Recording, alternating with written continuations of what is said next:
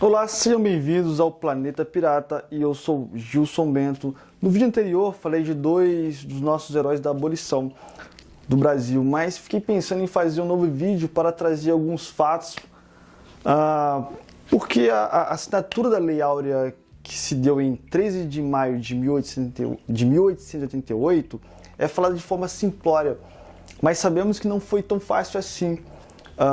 O uso do trabalho escravo dos nativos da África era algo que acontecia em muitos outros países além do Brasil. Tivemos, por exemplo, na América Espanhola, na América do Norte. Porém, no Brasil, esse problema se arrastou por muito tempo, sendo um dos últimos países a abolir a escravidão, de fato. E esse fato se deu por causa da nossa economia, que era, em grande parte, agrária e que usava a mão de obra escrava. Os grandes fazendeiros que geravam essa economia também faziam parte da política brasileira. Então precisamos destacar que a monarquia brasileira, desde a sua independência em 1822, nunca foi absolutista. Pelo contrário, era parlamentarista. E o que isso significa? As leis eram aprovadas por um parlamento composto por deputados e senadores. O monarca apenas exercia o poder moderador, que seria uma balança, o que equilibrava a disputa dos partidos. Então, para acabar com a escravidão no Brasil, precisávamos de uma lei, mas como aprovar uma lei dentro de um parlamento no qual era composto, em sua grande maioria, por fazendeiros? Sim, aqueles que usavam a força escrava, mão de obra escrava. Poderíamos fazer pela força, como foi feito nos Estados Unidos, no qual o presidente Abraham Lincoln, junto com o Norte, queria o fim da escravidão, e do outro lado o Sul, que queria a permanência da escravidão, o que acabou em uma sangrenta guerra civil que durou de 1861 a 1865, com a vitória do Norte, pondo fim à escravidão norte-americana. Porém, logo após aconteceu o apartheid. Mais à frente, se vocês quiserem, eu posso fazer um vídeo sobre isso. Outra possibilidade seria gradativamente. Dom Pedro I ele tentou de forma absolutista impor esse fim, porém sem força e por outros motivos foi obrigado a abdicar o reinado a favor de seu filho. Então Dom Pedro II, conhecido por sua intelectualidade, percebeu que as duas vias mencionadas anteriormente não daria certo no Brasil. Então começou a sua luta para a libertação dos escravos gradativamente, ou seja, com leis que aos poucos iriam minar e por fim a grande vergonha do Brasil. Preciso destacar que a família imperial do Brasil era abolicionista.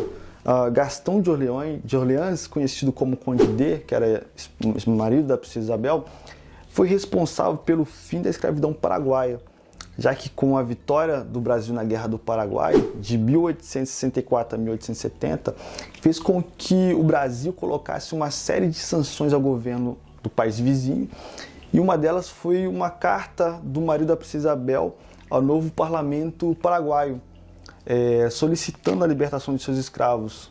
Aqui no Brasil, o imperador não tinha escravos pessoais, e era um crítico da escravidão. Sua filha, a princesa Isabel, ajudava escravos fugidos, chegando até mesmo a abrigar alguns em sua casa em Petrópolis, foi até mencionado no vídeo anteriormente, no próprio quilombo de Leblon, lá no bairro do Zona Sul do Carioca, chegou a ter um quilombo e era mantido pelo Conde D, pela princesa Isabel, pelo André Rebouças e pelo seu fundador, o português José de Seixas Magalhães. Como forma de gratidão, o José de Seixas Magalhães e os escravos do quilombo levavam para a princesa Isabel flores de camélias que eram cultivadas lá mesmo no quilombo. A flor, que é um símbolo da liberdade, foi levada mais tarde para ornamentar na cerimônia da assinatura da Lei Áurea. A Inglaterra já estava colonizando boa parte da África e assim expandindo sua economia.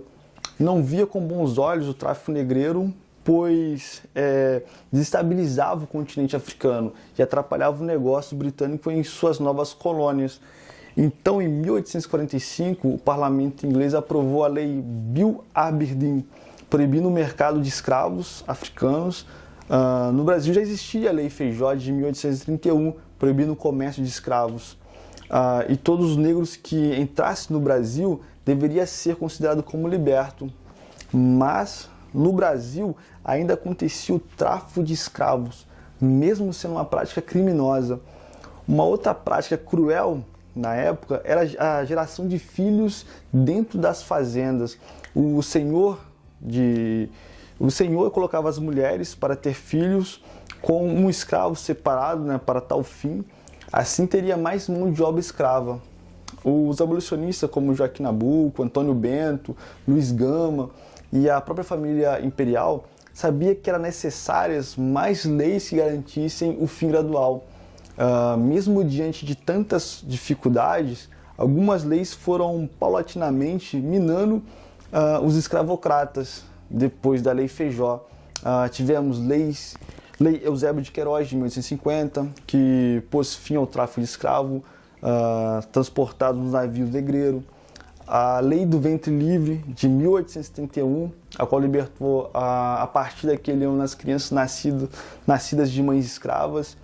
Lei dos Sexagenários, de 1885, que beneficiou os escravos com mais de 65 anos em uma votação rápida na Câmara dos Deputados e depois no Senado. Em 1888 foi aprovada a Lei Áurea, pondo fim à escravidão, mas a família imperial sabia que também era o fim da monarquia, pois os grupos, né, contrários não iriam apoiar o imperador e nem aceitar as propostas que somavam a libertação, como a indenização dos fazendeiros aos escravos,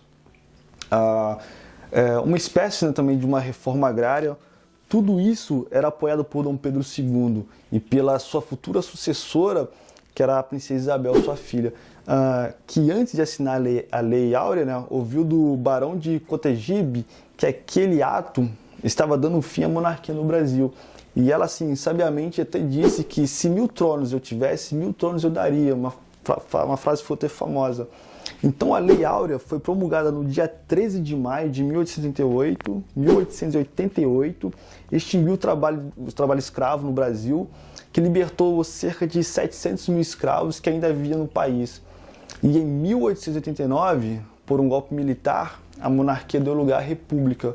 Ou seja, um ano depois do fim da escravidão, a família imperial foi exilada, ficando proibidos, né, de retornar à nação deles, que eles moravam, e os negros ficaram livres, porém sem indenização ou sem receber terras, ficaram à mercê da própria sorte. E muitos acabaram indo para os grandes centros, indo morar em péssimas condições. A República não continuou com as reformas para garantir a inserção dos ex-escravos na sociedade. Pelo contrário, a República nasceu justamente pelo descontentamento com a libertação dos escravos. E assim tivemos uma marginalização e a total falta de apoio a essas pessoas. Podemos ver os reflexos, né, até hoje, no qual o país mostra baixíssimo índice na educação pública. Os negros que foram morar nas periferias das grandes cidades até hoje encontram dificuldades de inserção no mercado de trabalho e, infelizmente, são as maiores vítimas, né, da violência. Então, se você gostou, dá um like, curta e se inscreva no canal, compartilhe com os amigos e até a próxima. Tamo junto.